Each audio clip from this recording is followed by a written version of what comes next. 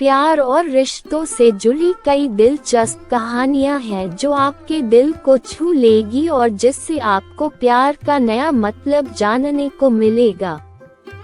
इन romantic story से आप कई अहम बातें भी जान सकते हैं कि प्यार की जिंदगी में क्या अहमियत है और क्या कभी किसी को मिल सकता है सच्चा प्यार।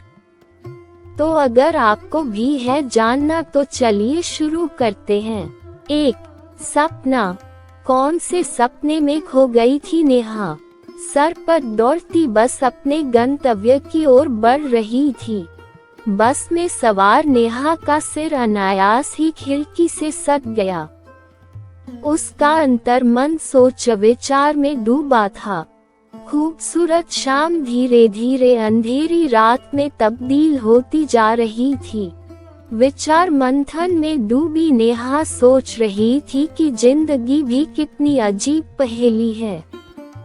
ये कितने रंग दिखाती है। कुछ समझ आते हैं तो कुछ को समझ ही नहीं पाते। वक्त के हाथों से एक लम्हा भी छिपके तो कहानी बन जाती है।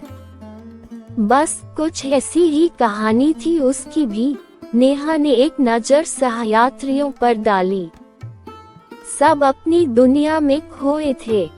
उन्हें देखकर ऐसा लग रहा था जैसे उन्हें अपने साथ के लोगों से कोई लेना देना ही नहीं था। सच ही तो है, आजकल जिंदगी की कहानी में मतलब के सिवा और बचा ही क्या है।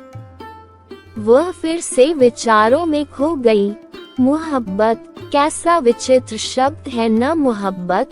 एक ही पल में न जाने कितने सपने, कितने नाम, कितने वादे, कितनी खुशियाँ, कितने गम, कितने मिलन, कितनी जुदाइयाँ आँखों के सामने साकार होने लगती हैं इस शब्द के मन में आते ही।